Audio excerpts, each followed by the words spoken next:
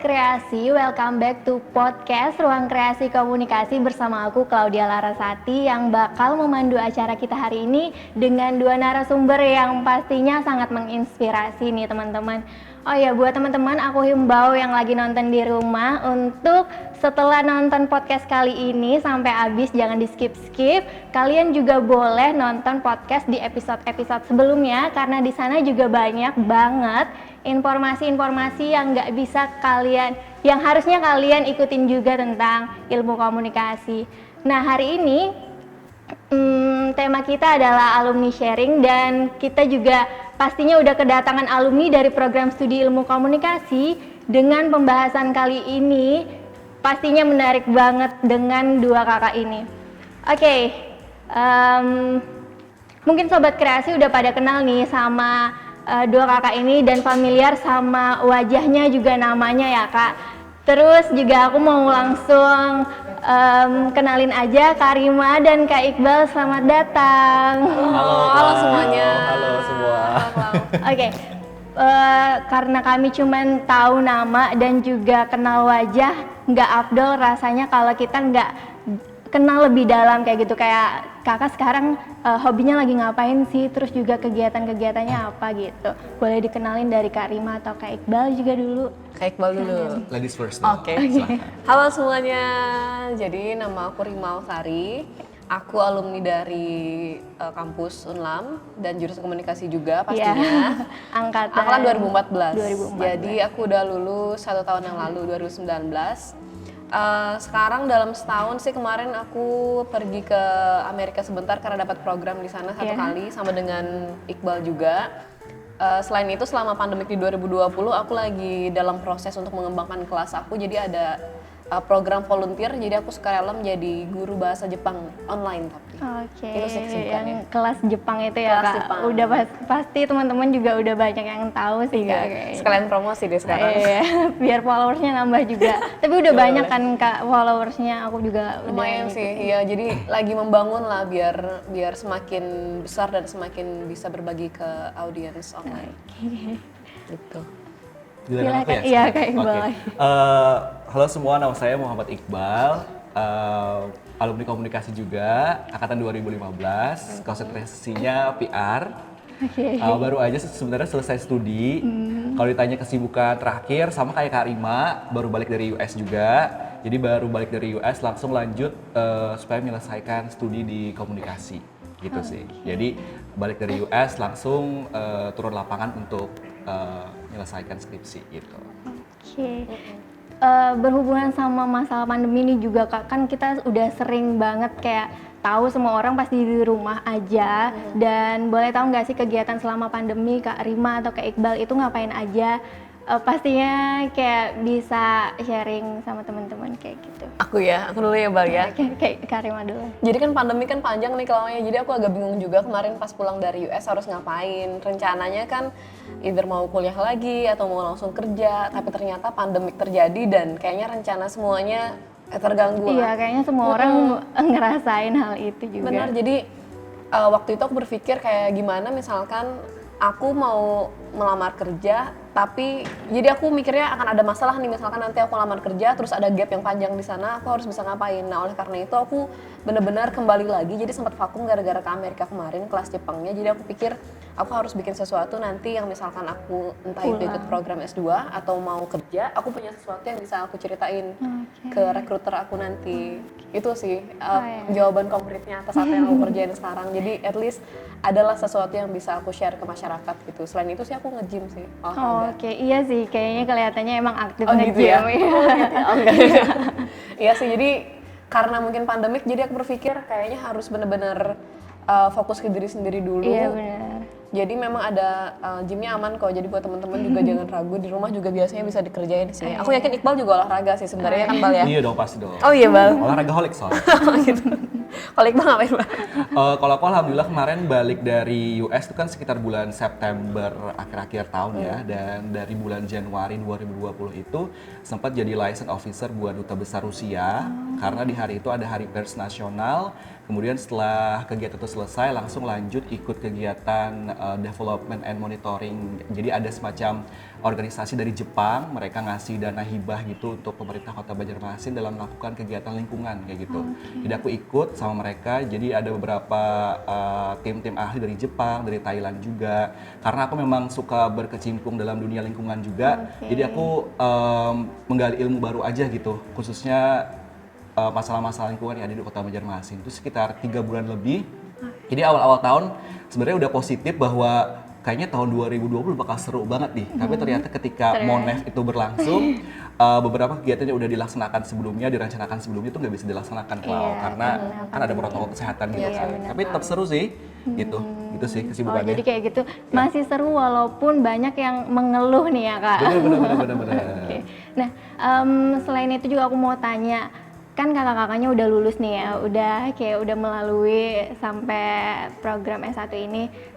Dulu alasannya untuk masuk program studi ilmu komunikasi di Universitas Lambung Mangkurat tuh apa sih Kak? Pasti banyak juga teman-teman di rumah yang penasaran, kakak-kakak sehebat ini kenapa sih mau masuk ilmu komunikasi kayak gitu Kak? Boleh dijawab juga apa ya? Dari mungkin aku dulu ya. Oh ya.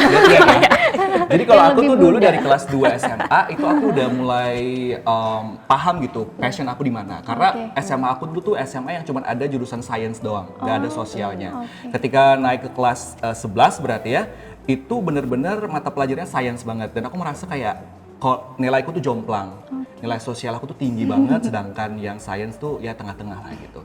Jadi aku udah mulai ngeset bahwasannya aku mau masuk HI atau komunikasi gitu. Jadi emang dari sana aku emang pengen masuk komunikasi atau HI gitu. Jadi alhamdulillah jalannya emang ke komunikasi, ya udah gitu bisa masuk di Unif. Dulu emang udah mentargetkan kalau lulus mau masuk Universitas Lambung Mangkurat terus mau ngambil HI atau komunikasi, terus yang adanya ilmu komunikasi gitu. Jadi dulu di SMA aku itu ada program kita disuruh milih kelas gitu Klau. Jadi kamu mau fokus kuliah ke luar negeri atau mau fokus ke PTN di Indonesia. Nah dari kelas 2 SMA gitu kita udah diprogram bahwasannya untuk latihan program itu. Nah jadi aku tuh lulus kemarin dapat beasiswa di Thailand sebenarnya. Tapi dari pihak keluarga tidak mendukung untuk pergi ke Thailand karena mereka berpikir masih banyak orang Thailand yang juga kuliah ke Indonesia gitu. Jadi Padahal kenapa kakak juga mau nggak sih sebenarnya? mau juga sih sebenarnya gitu kan. Jadi alhamdulillah kemarin itu dapat beasiswa ke Thailand sama ke Norwegia sebenarnya. Tapi ke Norwegia itu kita harus bayar fee untuk kuliahnya, which is banyak banget gitu. Iya, benar. Jadi dari keluarga sendiri juga kayaknya itu too much. Jadi ya udah option itu dicoret. Yang Thailand itu nggak direstui sama orang tua juga. Jadi ikut SBMPTN, lulusnya di Unlam gitu. Jadi udah ambil di Unlam aja. Pilihan pertama ya Bal ya? Pilihan kedua sebenarnya.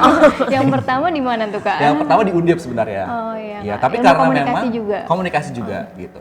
Tapi karena memang dari SMA tuh nggak ada persiapan SBMPTN karena memang ngambil kelas dulu tuh fokusnya untuk bisa kuliah ke luar negeri gitu kan. Jadi memang untuk teman-teman juga nanti yang pengen masuk PTN memang benar-benar harus dipersiapkan karena ikut SBMPTN itu nggak mudah gitu. Ya, Kita mau bener sih, bersaing Kak. sama seluruh orang di Indonesia kan. Jadi itu sih serunya tapi selalu bersyukur bisa jadi bagian dari prodi komunikasi. Oke. Keren. Boleh langsung dijawab juga Kak Rima. Aku agak beda nih Bal. Gimana? Ini gini Klau, jadi dulu itu kan aku SMA-nya telat 1 tahun. Oh iya Kak. Jadi aku SMA 4 tahun karena ada program pertukaran 1 tahun. Yang ke Jepang. Yang ke Jepang itu. Jadi programnya namanya AFS. Nah, waktu aku SMP itu aku udah ngerti bahwa aku nanti SMA mau IPS, mau sosial gitu fokusnya. Karena aku ngerti sekali bahwa nilai-nilai aku dan aku juga minatnya di ilmu sosial. Dan SMA-nya aku pilih IPS, pergi ke Jepang pulangnya juga langsung IPS lagi. Kuliahnya, nah di kuliah ini aku punya kendala, yaitu aku mikir kalau misalkan aku nanti... Jadi awal itu aku SBMPTN, Klaubal. Jadi SBMPTN aku pilihnya UB, komunikasi juga. Dan itu udah lulus, udah lolos, udah keterima. Terus aku mikir, karena waktu itu aku udah kerja di sini. Jadi aku udah kerja waktu itu jadi presenter di salah satu TV lokal di Banjarmasin. Dan aku pikir kalau misalkan aku kuliah keluar, itu kan sebelum semester 1 dimulai. Jadi aku pikirnya gini aja, kalau aku kuliah di luar, aku masih belum bisa membiayai diri sendiri, belum kerja.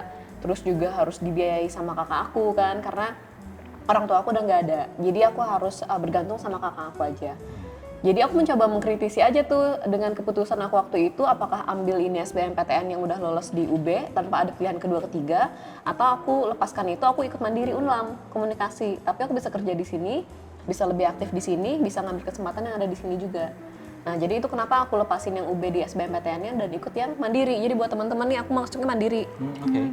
Jadi aku masuk mandiri. Buat teman-teman yang juga merasa kayak, aduh aku mandiri nih. Kadang ada kayak gitu Bal, biasanya di awal. Padahal kan banyak alasan di balik itu Banyak sebenarnya. alasan. Seakan-akan kayak lulus SBMPTN itu selalu lebih baik daripada Iya mandiri. benar sih Nggak Kak, itu tentu. sebenarnya harusnya dipatahkan. Nggak tentu, dan banyak yang nggak tahu aku sebenarnya mandiri. Jadi aku masuk mandiri, komunikasi, lolos, dan ternyata menjalani 4,5 tahun di sini itu juga keputusan yang terbaik sih menurut aku waktu itu sampai sekarang. Oke, iya Gitu. Kak. Jadi ngambil semua kesempatan yang ada di Kalsel. Setuju. Belajar masing. Tadi Kak Rima ada bilang kalau kakak sambil kerja juga. Itu kayak gimana sih Kak bagi waktunya antara kerja sama belajar dan berprestasi lagi gitu Kak? Oh Boleh gitu. di-share Jadi aku tuh dulu kok gini, aku tuh kayak selain untuk memenuhi kebutuhan sendiri ya, kebutuhan hidup sendiri, selain itu juga aku pikirnya kalau aku kuliah di komunikasi ini aku harus bisa mengambil semuanya gitu. Dan kebetulan kesempatannya ada. Jadi waktu itu memang ada penerimaan di salah satu TV lokal di Kalsel. Ada 2 waktu itu. Jadi aku masukin dua-duanya, aku keterima dan aku pikir jika nanti aku di kampus bisa belajar teorinya, maka nanti pas bekerja ya benar. Jadi aku bisa langsung bikin berita, Iya, bisa benar, langsung Kak. bikin laporan lapangan, bisa ngambil video juga. Jadi itu yang mau aku ambil sebenarnya, dan aku kerja selama 2 tahun di sana. Ternyata aku bisa karena bisa memanajemen waktunya. Kadang keteterannya di situ biasanya.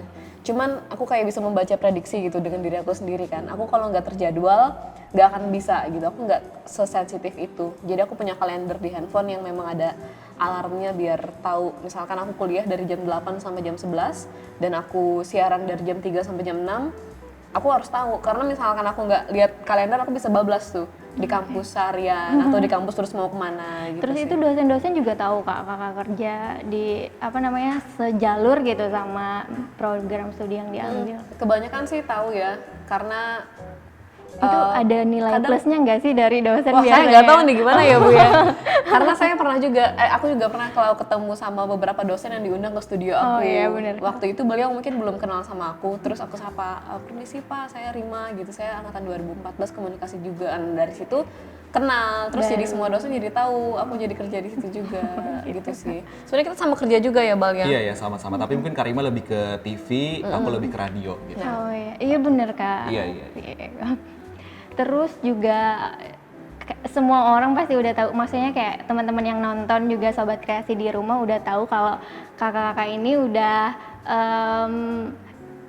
naik di tingkat kota, tingkat provinsi sampai tingkat internasional, mewakili pastinya program studi ilmu komunikasi juga, maksudnya membawa nama program studi ilmu komunikasi juga. Itu tuh kayak gimana sih Kak? Maksudnya perjalanannya, pengalamannya tuh kayak gimana, bisa di-share kayak gitu Kak? Oke, kalau aku tuh dari masuk ke ULM sebenarnya udah bikin target gitu. Kalau aku tuh orangnya suka bikin target gitu.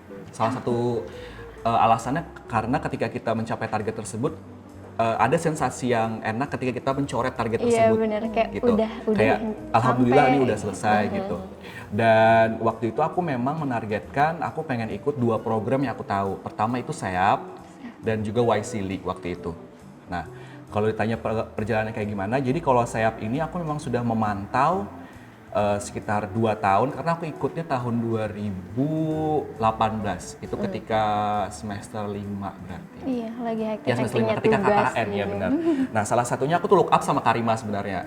Jadi karena Karima itu lebih duluan pergi. Benar sister? Oh untuk yang program sayap ya? Siap ya. sebelumnya Di gitu. angkatan sebelumnya. Nah jadi emang udah banyak nanya sama Karima juga. Karena aku tuh setiap ikut kompetisi atau tes selalu berusaha kita harus tahu dulu gitu medan perangnya apa gitu.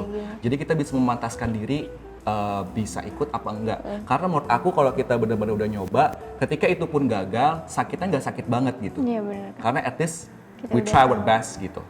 Itu sih perjalanannya. Jadi kalau ditanya gimana, emang pengen ikut Cloud gitu. Dan emang juga udah ngobrol sama keluarga bahwasannya kalau pengen mengeksplor diri mau itu di nasional atau di kota atau sampai internasional, puas-puasin aja dulu pas kuliah gitu. Iya.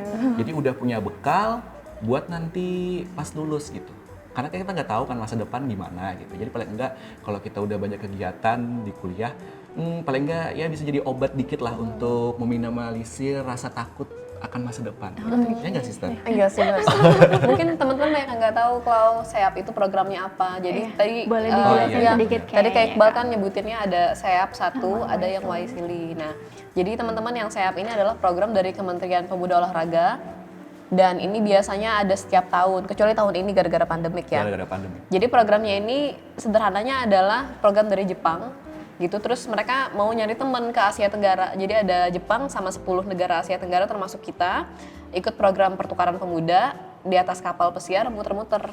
Nah di atasnya itu kita punya program yang namanya ada diskusi, di atasnya ada penampilan, jadi semuanya dibutuhkan untuk menjadi pemuda yang dikirim gitu. Jadi buat teman-teman yang mau nanti mungkin boleh di follow Instagramnya di @pcmikalsel. PCMI PCMI Kalsel. Kalsel. Gampang kok. Jadi cari PCMI informasinya Kalsel. di situ aja ya. Benar, itu up to date kok. Up to date. Kecuali tahun ini, Klau. Oke. Karena Tapi bisa pandemi juga tadi. nggak sih nanya-nanyanya sama kakak-kakak yang sudah berpengalaman kayak gitu? Misalnya senang hati. takut. Oh, ya. Apalagi Langsung Iqbal. Kan Iqbal baru sekali, Maksudnya baru banget, sangat baru. baru Iya, banget iya, iya. lulusnya, Bal. Jadi Aku kan 2016. Ya, jadi Karima ini kalau SEAP itu dia 2016, kalau aku 2018. Jadi 2 tahun setelah Karima. Karena waktu itu juga emang kuotanya nggak dapat ya Kak. Jadi kuota SEAP itu nggak setiap tahun, misalnya Kalimantan dapat terus, enggak. Jadi dia rolling karena kuotanya cuma 28. Oh, jadi Satu nggak Indonesia. setiap provinsi kayak Nah, gitu jadi kan? rolling. Nah, kemudian mungkin sneak peek dikit tadi Waisili juga sebelum Karima lanjut pengalaman ini. Jadi Waisili itu bedanya, kalau tadi SEAP itu kan Jepang nyari temen ke Asia Tenggara. Kalau Waisili ini Amerika Serikat cari teman ke Asia Tenggara. Ke Asia Tenggara. Gitu. Tapi bedanya kalau Waisili ini kita belajar di kampus gitu. Jadi ibaratnya kita dapat short course scholarship itu, kita belajar sama profesor di sana gitu. Kalau di SEAP kan kita naik kapal pesiar gitu sih bedanya. Gitu. Jadi kalau kita pengennya sih ada anak-anak komunikasi juga Iya, yang bisa benar-benar. ikut dua program Semoga ya. ini. Iya, Kak. Karena ini program yang pertama yang SEAP itu dari kementerian, jadi itu sangat bergengsi sekali. Jadi buat teman-teman yang pengen ikut juga kayaknya prioritaskan gitu ikut Benar-benar. program dari kementerian kita sendiri. Tapi nih ya Kak, kayaknya memang banyak yang pengen ikut tapi masih punya keraguan yang besar kayak takut, aduh nggak ada teman atau gimana ya daftarnya bisa lolos atau enggak kayak gitu. Kayak banyak keraguan di awal gitu. Boleh nggak sih kayak di-share supaya teguh nih pendirian untuk ikut dan emang bener-bener daftar kayak gitu. Iqbal sama aku nggak langsung pertama kali lolos ya, atau pertama kali Saya ya? pertama Oh iya. Yaudah aku aja kalau gitu. Jadi aku ikut pertukaran itu seleksinya yang Waisili itu 4 kali gagal. Kalau yang saya aku Tiap 2 kali. tahun berarti sebelum-sebelumnya itu udah. Jadi Waisili ini bedanya setahun ada 2 kali seleksi waktu itu. Kalau yang dari Kemenpora ini setahun sekali. Nah yang SEAP ini aku 2 kali gagal. Jadi gimana caranya kita bikin pede adalah ya kayak Iqbal tadi bilang. Jadi kita harus tahu mereka mencari pribadi yang kayak gimana gitu. Jadi misalkan satu program ini fokus kepada gimana kita berbicara di depan umum, gimana kita berdiplomasi, gimana kita aktif dalam kelompok, maka jadilah pribadi yang seperti itu. Misalkan ada program dari Amerika seperti yang Iqbal bilang tadi, mereka mencari seseorang yang aktif di komunitas, mungkin punya organisasi, membina organisasi, nah jadilah pribadi yang seperti itu. Jadi kita harus benar-benar tahu aspek apa yang mereka fokuskan di dalam diri kita sebelum ikut seleksi itu. Apalagi kan ini istilahnya short course ya, bukan program dengan degree gitu. Jadi ini bukan S2, bukan S3. Jadi kita harus tahu nih programnya fokusnya mau kemana. Kayak Iqbal fokusnya ke lingkungan hidup, maka Iqbal fokus ke sana, makanya bisa lolos gitu. Dan aku fokusnya ke pemberdayaan masyarakat. Nah di situ juga aku benar-benar fokusin ke sana gitu. Jadi kita benar-benar harus tahu programnya apa dulu, backgroundnya, gitu. Kalau boleh tahu nih ya Kak, itu ikut program itu terus nanti ketika ngurusin di kampus di FISIP kayak gitu, itu susah atau enggak atau kayak gimana prosedurnya kayak gitu Kak, pengen tahu. Oke, jadi untuk 2 program ini, SEAP atau Waisili itu sebenarnya kita tidak dalam artian mewakili kampus, enggak, Klau. Jadi kita itu ibaratnya benar-benar membawa Perorangan nama diri sendiri. pribadi. Kalau SEAP ya dari kementerian itu biasanya bisa kamu daftar bawa diri pribadi atau kamu membawa nama kabupaten biasanya. Jadi ada misalnya kamu dari representatif HSU atau HST misalkan kayak gitu, tapi kamu bisa juga mandiri. Tapi kalau ditanya kaitannya dengan kampus, menurut pengalaman aku dan mungkin juga Karima, semua dosen mendukung gitu, mendukung dalam artian ngasih surat izin seperti itu, mengurus administrasi karena kan kalau SEAP ini programnya 3 bulan ya, jadi mau nggak mau harus Cuti 1 cuti semester. ya kak ya. Oh, jadi terus pas kembalinya nanti bakalan ada yang diulang kayak gitu. Tapi kalau waktu aku karena aku itu berangkat pas KKN dan mata kuliah aku itu tinggal 1 atau berapa, jadi aku dapat 2 izin. sama KKN Iya, ya? 2 sama KKN. Jadi KKN udah selesai, berangkat, 1 mata kuliah itu aku nggak perlu cuti jadinya. Jadi aku tetap bisa kuliah waktu itu. Nah, untuk YSEALI sendiri itu sama, itu literally kita daftar dari pribadi ke pemerintah Amerika Serikat yang diwakili oleh embassy-nya di Jakarta. Entah nanti kamu di Jakarta atau ada di Surabaya juga, karena ada mekanismenya gitu. Jadi Gitu sih. Jadi bedanya itu kalau yang SEAP ini dari kementerian. Jadi atas nama diri sendiri atau kita bawa nama provinsi setelah terpilih. Tapi kalau yang YSEALI ini benar-benar kita benar-benar berhubungannya itu langsung. Jadi Amerika langsung ke diri kita. Iya. Gitu. Jadi nggak melewati kementerian kita, nggak melewati dinas di kita juga. Itu dua-duanya lewat apa Instagram PCMI tadi ya, Kak? Kalau yang YSEALI langsung di website ya, Bal ya? Oke. Dan juga catatan kalau YSEALI itu mereka nggak mandang kuota provinsi. Kalau SEAP itu dia ada kuota provinsi gitu. Jadi misalkan Aceh 1, ya berarti Aceh pasti dapat 1. Kalau YSEALI itu dia nggak. Jadi YSEALI itu 8 satu Indonesia. Mau cewek ke, mau cowok ke, jadi terserah aja gitu. Mau dari mana Mau juga? dari mana? Ya kalau nggak salah 2 tahun yang lalu itu dari Bali 2 orang berangkat. Jadi mereka nggak peduli ibaratnya. Jadi kuotanya tetap 8 gitu. Alhamdulillah tahun lalu Kalimantan nih dapat 2 nih. Dapat gitu. 2 kita. Jadi Tapi kita di tahun walaupun yang sama. di beda ya kayak apa? Fokusnya. Fokusnya beda. Karima lebih ke sosial, aku ke lingkungan gitu. Oke, gitu. Terus juga ini kan pasti ada pembekalan di diri sendiri yang kayak harus menguasai bahasa asing, bahasa Jepang, bahasa Inggris juga kayak gitu. Itu kayak gimana sih Kak? Apa namanya cara belajarnya Kakak dulu atau emang udah dari kecil diajarin kayak gimana atau waktu deket-deket apalagi bahasa Jepang kayaknya kalau bahasa Inggris udah kita pelajari dari SD kayaknya Kak. Gimana nih, Bal? Iqbal dulu deh, Bal. Kalau aku tuh emang dari dulu suka banget bahasa, Klau. Aku merasa kalau kita bisa belajar bahasa yang lain, itu kita bisa jadi pribadi yang beda gitu. Sejujurnya aku juga bisa bahasa Turki sebenarnya dari SMA. Tapi karena menurut aku prinsip bahasa itu ya Karima, kalau kita nggak practice terus, bakal hilang. Nah iya benar Nah, itu. jujur kalau dulu waktu SMA sampai mungkin semester 2 di kuliah aku masih lancar gitu. Tapi karena resource dari bahasa Turki itu di kalangan kita masih sedikit, entah mungkin lagu-lagunya atau film-filmnya Jadi juga. susah untuk Jadi susah untuk keep mengaplikasikan. up supaya tetap bisa gitu, Klau. Jadi kalau untuk aku sarannya kalau kalian mau bisa bahasa, kalau bisa sukain dulu.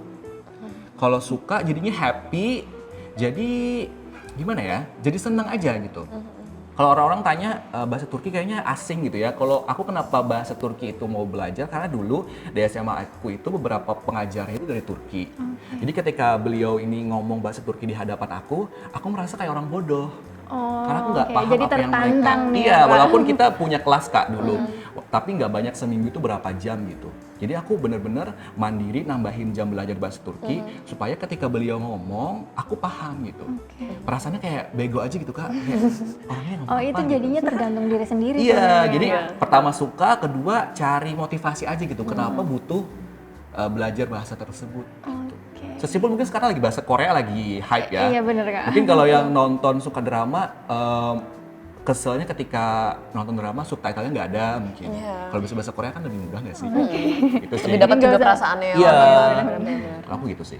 Biasanya kalau bahasa Inggris sih, kalau biasanya banyak yang bilang tipsnya apa sih Kak biar bahasa Inggrisnya pede, Iya, benar. biar bisa merasa kita jago gitu. Tipsnya yang paling ampuh sih aku rasa langsung hajar aja gitu. Jadi misalkan kita mau ngomong pun jangan pikir panjang.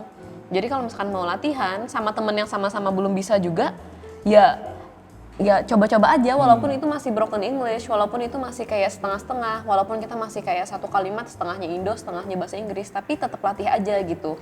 Kalau punya partner lebih gampang sih biasanya. Cuman kalau kita sendiri pun bisa kok Bisa dengan kok, latihan bisa. sendiri di cermin atau di video sendiri. Terus kalau karena banyak kasus yang kayak mematahkan semangat teman-teman, walaupun teman-teman sendiri nih kayak, aduh apaan sih so Inggris atau apa sih kayak gitu. Itu tips untuk menghadapinya kayak gimana Kak? Menghadapi orangnya kayak gitu. Biasanya kalau yang ngomen-ngomen kayak gitu diapain ya Bal ya? Ceritain ya. Iri sih enak ya. sebenarnya. Aku Oh, lebih jadi mending, ditanamkan. iya, lebih mending ada satu yang ngomong kayak gitu tapi aku bahasa Inggrisnya aktif daripada nggak ada yang ngomen tapi aku nggak bisa bahasa Inggris. Oh, Jadi oke. kayaknya jangan dengerin apa kata orang, dengerin cuman kritik yang membangun aja. Kalau kritik yang nggak membangun, Didengerin lewatin tapi aja. dijadiin motivasi. Jadi motivasi. Mungkin benar. kedengarannya klasik ya Kak, Iya, tapi itu it works like that gitu. Mungkin sedikit poin juga tentang bahasa Inggris, banyak yang kadang-kadang mereka takut karena salah. Padahal kalau dalam poin menurut aku ya, alhamdulillah udah mampir ke negaranya langsung, ke native speaker. Kalau kita lihat tuh sebenarnya bahasa Inggris tuh bisa dibagi dua gitu loh, Klau. Kondisi pertama itu di mana kondisi memang kita harus benar. Dalam arti ketika kita ikut TOEFL, tes IELTS, itu mau nggak mau kita memang harus benar Iya, gitu. benar. Kondisi kedua adalah di daily activities. Artinya ketika kamu memang practice, purpose-nya emang pengen speaking aja, nggak apa-apa salah. Contoh kita ya Kak, waktu dulu ke US, belajarnya, ngomongnya pasti salah juga. Tapi buktinya mereka yang ngomong bahasa Inggris aja nggak peduli lo salah apa enggak gitu. Karena sebagai anak komunikasi kita tahu juga kan, maksudnya the main purpose of komunikasi itu adalah ketika message yang kita sampaikan itu sampai dan terjadi komunikasi dua arah juga. Gitu sih. Dan asal ngerti satu sama lain. Iya, jadi kadang-kadang jangan juga didengarkan ketika ada yang ngoreksi aja kerjaannya gitu. Dan ada juga yang biasanya cerita Kak sama aku, aku nanti aja dia Bal ngomongnya nunggu bener gitu. Nah, Kapan nunggunya gitu? Secara bahasa Inggris itu kan bukan bahasa kedua kita, bukan bahasa ketiga kita malahan gitu. Cuman bahasa yang kita pelajari dari TK mungkin ya.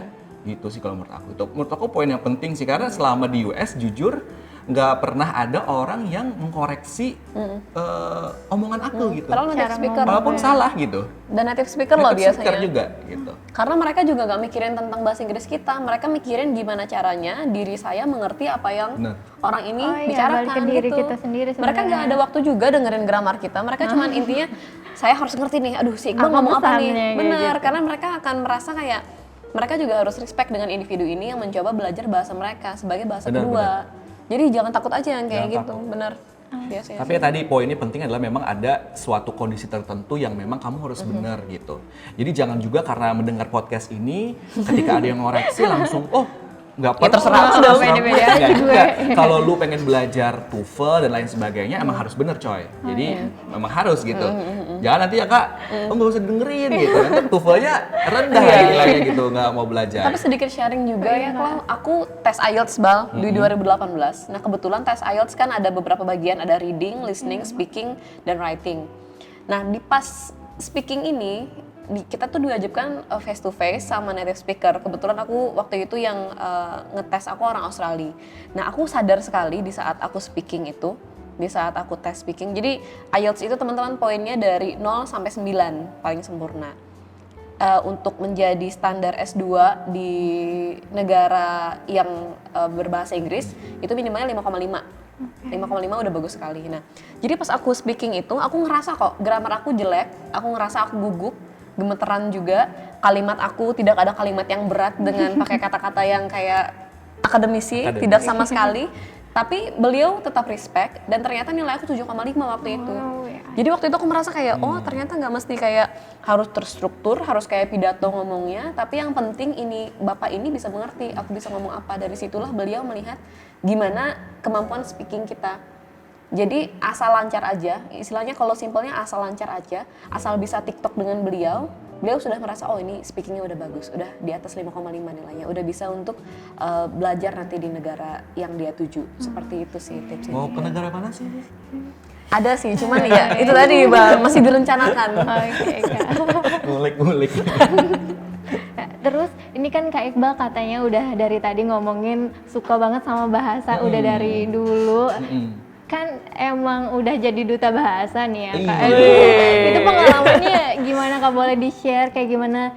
Kok aku harus nih ikut perduta-dutaan bahasa kayak gitu kan. Oke, jadi pertama dulu ya pengen bikin stand line sendiri nih, pengen menyamakan Apa tuh? persepsi dulu. Apa nih? Jadi kebanyakan memang orang-orang menganggap duta itulah sebagai pekerjaan, lu pakai selempang, terus lu duduk cantik, duduk ganteng, udah selesai gitu ya. Padahal sebenarnya ini bukan pembelaan juga sih ya, karena aku pernah ngelakuin survei sendiri, aku yang ngelakuin 100 orang, 80% bilang kayak gitu. Which is nggak salah sih Kak, gitu. Karena memang mostly juga kegiatannya kayak gitu. Aku ngerti kok Bal. Iya, kan Karima juga gitu dutaan sebenarnya, lebih senior daripada aku padahal. Tapi kalau aku memandangnya adalah ketika kita ikut duta, kita dapat platform yang lebih besar untuk menyampaikan sesuatu. Itu pertama. Kedua, kita dapat gelar yang bisa dipercaya oleh audiens kita ketika kita ngomong sesuatu. Contohnya kalau aku duta bahasa, kalau aku ngomong tentang mungkin KBBI deh, orang-orang mungkin akan lebih percaya sama aku ketimbang Claudia misalnya, Iya, benar. yang nggak punya selempang. Iya. Karena aku punya gelar tersendiri gitu. Sama mungkin sarjana lulusan matematika misalnya, ngajarin matematika akan lebih dipercaya Daripada ketimbang kita. yang komunikasi misalnya. Karena kita mungkin hampir ada sih belajar matematika ya. Simpelnya itu kalau kenapa pengen ikut. Ketiga, karena memang suka bahasa. Nah, kemudian kalau duta bahasa ini sebenarnya salah satu tujuannya adalah untuk nge-preserve bahasa Indonesia kita, karena kondisinya sebenarnya lumayan memprihatinkan di mana banyak anak muda itu lebih bangga menggunakan bahasa asing ketimbang bahasa sendiri. Sebenarnya lebih untuk menimbulkan rasa cinta. Rasa cinta, iya. Sama Misalkan bahasa sendiri. sebenarnya negara kita itu punya peraturan kalau misalkan dalam sebuah arahan stiker di gedung-gedung tertentu ya, itu sebenarnya bahasa Indonesia dulu yang lebih besar. Terus bahasa Inggrisnya kecil, tapi kebanyakan di sekitar kita itu kan bahasa Inggris dulu gitu, open gitu ya Kak, di bawahnya baru buka, Iya, kebalik bener, Kak. sebenarnya, gitu loh. Jadi sebenarnya lebih ke situ, lebih apa ya, nge-encourage pemuda-pemuda untuk lebih bangga berbahasa Indonesia. Bukan berarti berbahasa asing salah, enggak, bukan gitu. Tapi tetap nge-balance aja gitu. Karena kadang-kadang kalau aku kemarin tuh fokusnya gini, enggak muluk-muluk membuat pemuda suka bahasa Indonesia, paling enggak ketika mereka nge-translate suatu kata, mereka tahu exact istilahnya di bahasa Indonesia itu apa. Contoh mikrofon ini orang-orang banyaknya bahasa Indonesia apa tuh Kak? Pelantang. Pelantang yang benar. Pelantang. Baru dengar kan? Pernah dengar, cuman Iya. kayak nggak tahu kalau mikrofon itu ya emang Ya pelantang. biasanya kalau mikrofon bahasa Inggris, bahasa Indonesia mungkin Mic. mic. Oh, iya, Padahal bener. Mac ya mungkin. Padahal pelantang. Simpel itu sih dulu aku. Gitu Iya, sih. iya. Kenapa pengen ikut duta. Itu satu-satunya kata yang aku tahu loh Bal, pelantang itu dari temennya. Banyak Aku misalkan duta kayak bahasa juga. PowerPoint tuh itu salin Salin dia. dia. Kenalin dia. Itu Jadi baru kalau denger tuh, nanti Pak. ikut kegiatan kebahasaan, nanti kalau misalkan MC-nya tolong pindah ke salin dia kedua, itu ternyata slide Slide nomor kedua. 2 gitu. Berarti nggak bisa lagi dong Bal kalau next kayak gitu. Bilangnya Selanjutnya. Selanjutnya, emang bener kan? Oh iya, Kalau bener. kegiatan kebahasaan Oh, tuh gitu. semuanya baku gitu, tapi seru Terus sih. kalau Gojek gimana? Kalau Gojek misalkan gimana? Aduh, saya ini udah lama menjabatnya, jadi udah lupa gitu sebenarnya. 2016, 4 tahun yang lalu berarti. Tapi seru sih, seru. Terus programnya itu dulu kayak gimana, Kak? Oh jadi Program. jadi alhamdulillah kan kemarin aku juara 1, jadi aku ke nasional tuh. Nah untuk ke nasional gitu kita harus ada project yang dibawakan. Nah jadi projectnya itu adalah kita ke sebuah SMP yang menerapkan sistem bilingual waktu itu. Nah jadi setiap 3 hari sekali ada namanya Kotahani, kita bikin mading Kotahani. Kotahani itu singkatan dari kosakata hari ini. Jadi sesimpel itu sebenarnya. Kita pengen, karena purpose tadi itu, ketika anak-anak SMP itu nge-translate sesuatu, mereka tahu istilah yang tepatnya apa Di bahasa Indonesia. di bahasa Indonesia. Kalau mereka nge-translate mikrofon berarti bukan mic bahasa Indonesianya, Pelantang. pelantang gitu. Sesimpel itu sih. Oke. Boleh kita selanjutnya ke Ya, Karima. beralih. Oh tentang apa ini? Beralih. Oh tentang Sama tentang duta-dutaan Dutaan tadi. juga dong. itu udah 6 tahun yang lalu loh Bal. Gak apa, kayaknya masih ada inget-inget kayak gimana gitu, Kak. Jadi ada satu program yang aku bawa kemana-mana. Jadi di 2014 itu dulu selain aku menang duta wisata di provinsi, mungkin lebih familiar dengan Nananggalu. Selain aku menang juara 1 di provinsi, aku juga ikut duta lalu lintas. Nah, aku merasa di duta lalu lintas inilah aku memang berkontribusi ke masyarakat yang banyak gitu. Itu berarti waktu Kakak masih SMA. Waktu aku masih semester 1. Oh, semester. Oh ya, Ya, 2014. Jadi Semester di saat satu. aku masuk masuk kuliah semester 1, Udah aku, mulai iya, aktif. udah mulai aktif. Jadi di Nananggalu aku udah juara 1 dan ke nasional. Setelah itu juga aku ikut duta lalu lintas karena aku melihat aku pengen punya satu organisasi yang bisa bikin aku berkontribusi bener-bener terjun ke masyarakat gitu. Jadi gini, kalau di duta lantas itu kita memang ngajar anak TK, ngajar anak SD, SMP yang usianya itu belum mampu punya SIM gitu, belum boleh punya SIM. Jadi kita sesimpel ngajarin mereka tentang gimana sih caranya jadi pengendara dan pengemudi serta juga penumpang yang baik. Sesederhana itu juga sama. Jadi semua program itu sebenarnya sederhana, tapi kita pengen impact-nya itu membekas di adik-adik kita. dan itu yang kita bawa untuk program pertukaran. Jadi ini nyambung juga ke yang tadi Klau. Jadi untuk punya kesempatan lebih besar dalam seleksi program pertukaran antar negara misalkan, kita harus ada bukti bahwa kita sudah berkontribusi ke masyarakat gitu.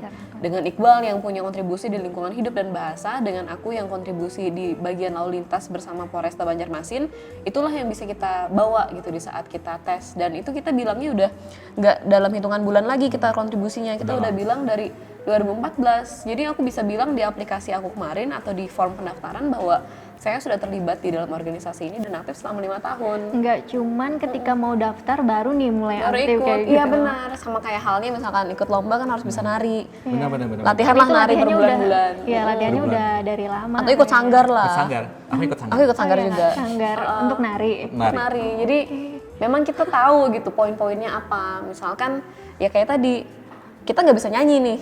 Bener. Kita cuman lancar ngomong aja misalkan, tapi kita nggak bisa nyanyi, kita nggak bisa berpuisi, ya udahlah. Nari aja lah, karena mungkin kita juga merasa diri kita aktif gitu. Jadi waktu SMA juga aku ikut sanggar 3 tahun. Kepedean orangnya kan. Kepengen pengen tampil. Kayaknya bagus, Iya. tapi nggak apa-apa. Iya. PD-nya tuh kayak Positif ya, Iya, Kak? positif. Mungkin yang perlu ditekankan gimana kita bisa mengambil poin-poin penting dari apa yang pengen kita ikutin.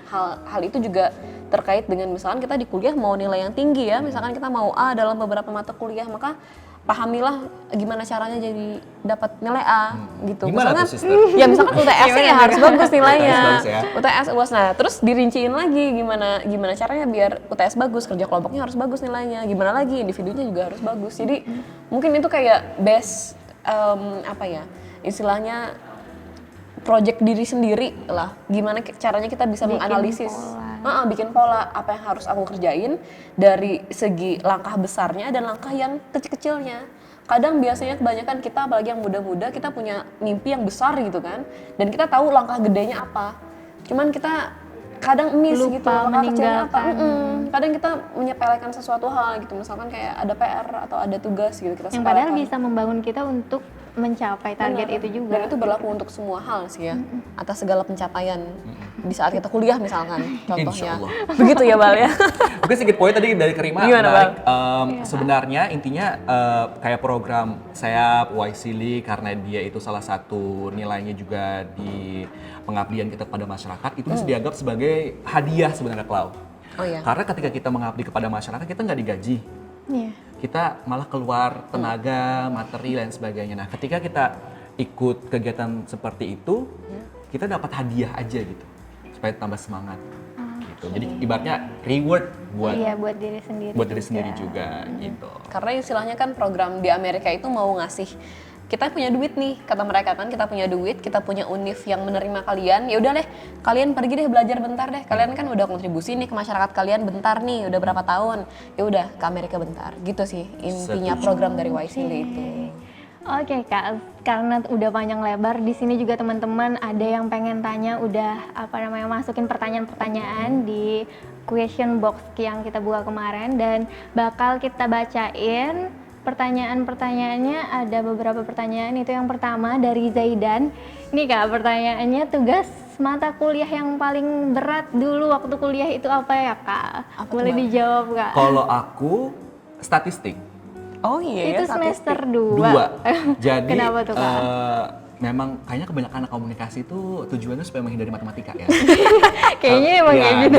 Tapi Ternyata ketemu semester juga. 2 itu SPSS, statistik. Jadi waktu itu sebenarnya momen banget untuk angkatan 2015 di mana kita kumpul di satu rumah, ada teman kita yang emang menguasai statistik.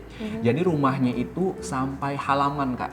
Kita belajar Satu angkatan statistik. ya? Satu Saking angkatan. banyaknya. Jadi kita sampai minjam LCD di rumahnya itu. Jadi dia buka LCD, Untuk dia belajar. ngajarin kayak tutor sampai jam 3 subuh. Besoknya kita UTS atau UAS apa waktu itu. Oke. Alhamdulillah nilai saya B sih. Oh, bagus ya, aman. B. Jadi kalau ditanya yang paling susah apa? Statistik jawabannya. Aku beda sih Bang. Apa Ya, tuh Karima Karima? tuh Aku apa? sistem hukum Indonesia. Oh, sistem hukum Indonesia. Itu Kenapa di susah? semester 1 ya, 3. Kak?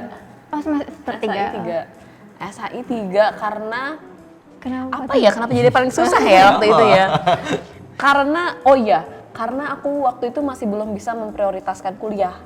Jadi waktu itu kan masih semester 3, terus aku lagi masih aktif-aktifnya keluar. Iya, udah masuk organisasi Dan di kerja luar. juga. Nah waktu itu aku masih agak-agak bodoh dalam hal itu gitu. Aku nggak bener-bener naruh kuliah nomor 1. Nah jadi di SI ini aku keteteran karena aku pertama aku nggak kuliah, maksudnya nggak datang kuliah, bolos ya. Aku menghindari kata bolos gitu. Aku menghindari kata bolos. Tapi akhirnya lebih keluar halus. juga. Jadi aku ada bolos sekali apa 2 kali dan keteteran dalam hal latihan itu tadi, latihan dan tugas. Nah makanya dari itu ternyata pas keluar aku nih masih positive thinking aja nih, kayaknya bagus-bagus aja gitu kan. Ternyata nilainya C, Klau. Jadi aku kayak Jadi harus ngulang lagi atau kayak gimana? dan aku ulang dan gak bisa ternyata. Akhirnya itu jadi satu-satunya yang C dan itu masih kayak membekas. Jadi buat sampai teman-teman yang masih kuliah jangan sampai bolos Nah, ya dan itu. kerjain tugasnya gitu sih. Karena nyeselnya panjang. Iya bener Kak, karena udah 5 tahun aku masih Iya nyesel. walaupun udah lulus ya Kak, sampai masih keinget. Kepikiran aku. Oke, selanjutnya pertanyaan. Down. Ini masih ada pertanyaan selanjutnya, itu dari Dika. Ini Kak, struggle apa yang pernah dihadapi oleh kakak-kakak selama berkuliah 4 tahun setengah? Struggle aku yang tadi itu bal sama aja aku. Kalau aku beda-beda sama Karima sih, karena memang itu salah satu konsekuensi di mana kita memilih untuk menyibukkan diri bukan cuma di kampus, tapi juga di luar kampus, mau itu tujuannya untuk berorganisasi atau mau mencari pundi-pundi rupiah juga ya Kak ya. Gitu. Karena buat makan juga itu Iya, Kak. bener. Emang lumayan buat nambah uang jajan ya. Karena kalau aku sih memang kalau Karima di TV, kalau aku di radio dari awal udah 5 tahun juga berarti aku jadi penyiar radio. Dulu juga sempat aktif MC, kemudian organisasi di luar, ikut ini, ikut itu. Emang anak-anaknya suka aktif ya Kak ya. Nggak mau pulang rumah. Gak mau pulang rumah gitu sebelum malam tiba.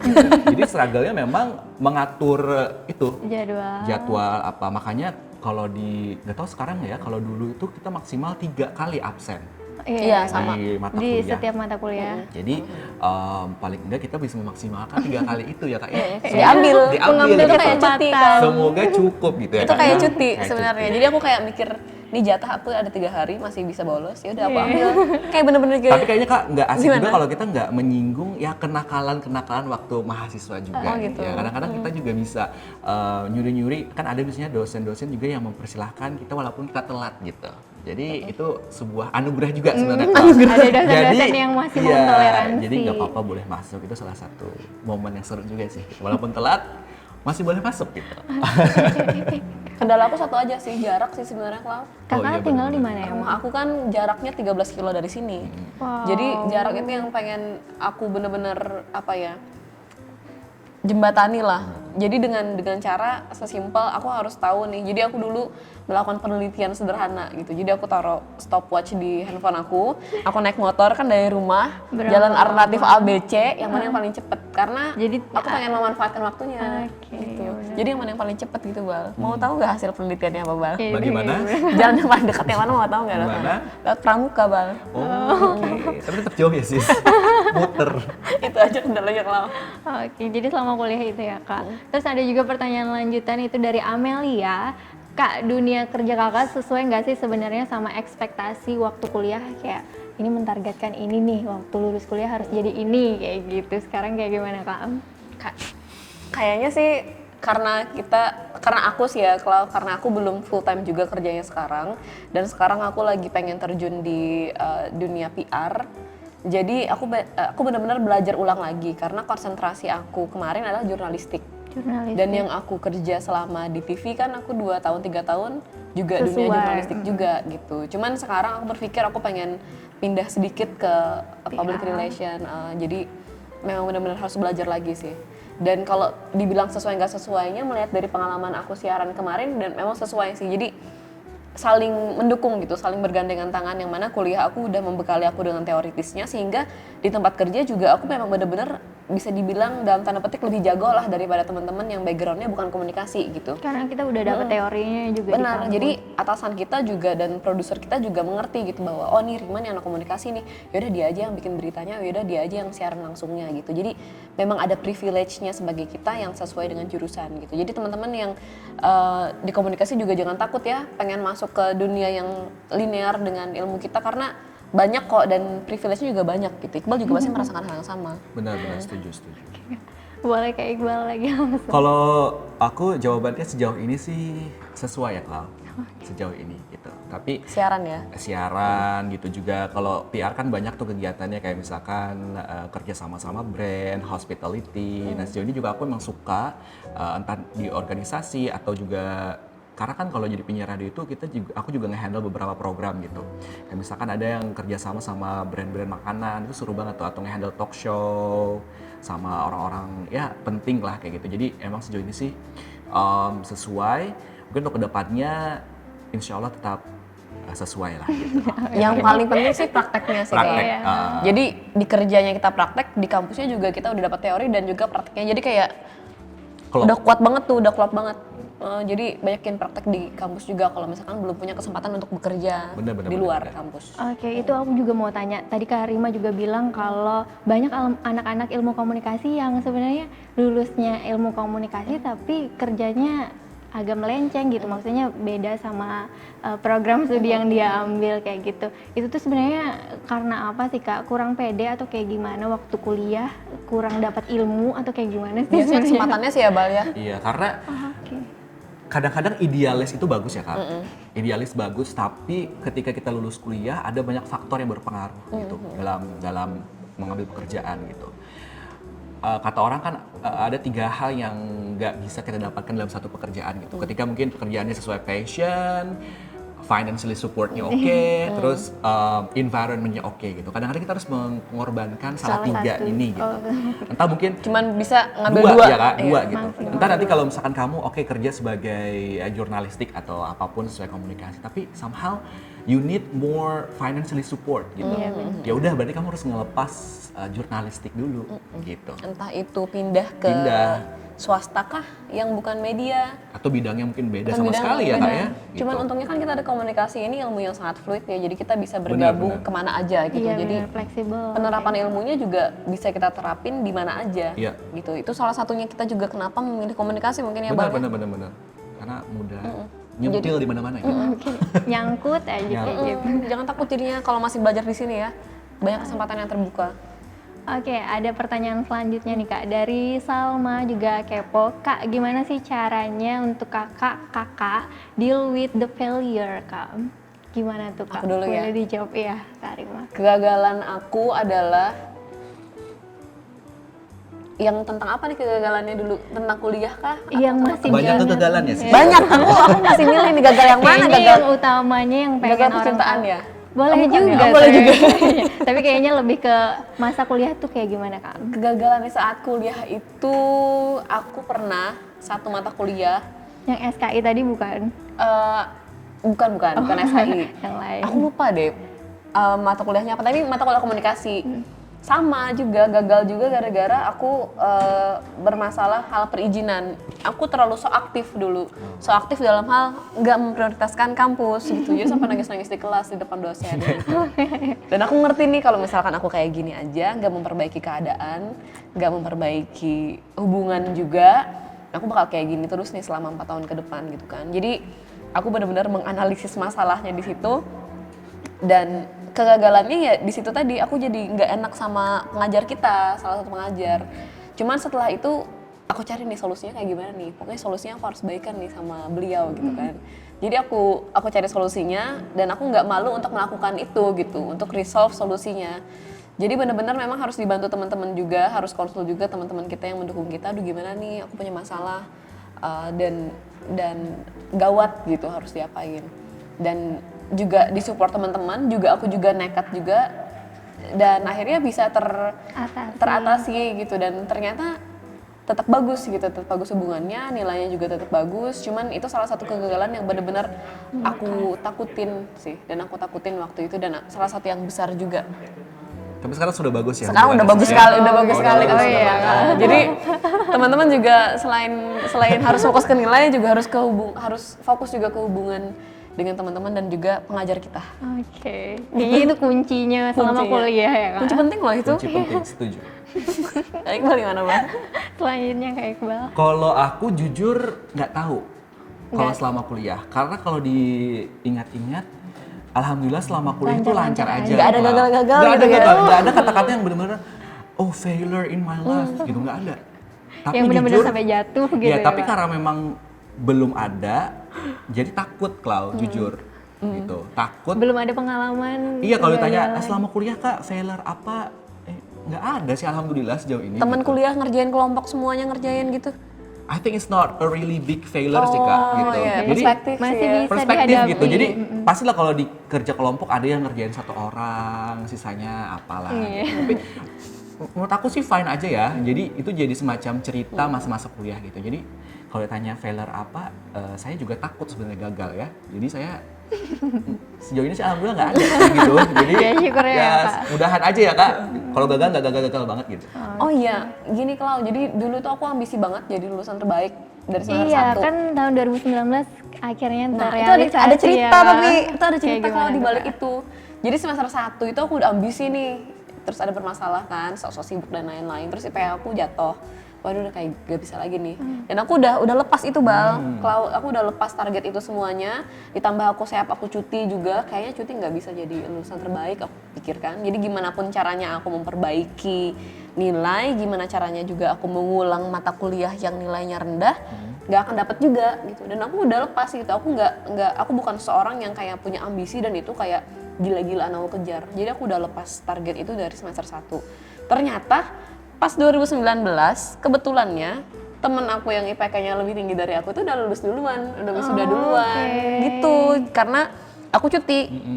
Jadi justru cuti yang aku pikir menggagalkan itulah yang Ternyata membuat jadi aku kunci untuk iya, bisa lulusan terbaik. Kayaknya aku IPK terendah deh selama lulusan terbaik dari komunikasi. masa sih? Iya loh Bal, karena biasanya ya teman-teman ya, iya Klau. Jadi biasanya lulusan terbaik dari komunikasi itu IPK-nya 3,97, 3,98 yang mana mereka cuma punya satu aja nilai B gitu. Jadi yang lainnya A semuanya. Satu aja B gitu. Jadi kalau mau mention ada teman kita juga, teman angkatan aku namanya Aksa, itu nilainya satu aja yang B. Oh wow. Yang lainnya A.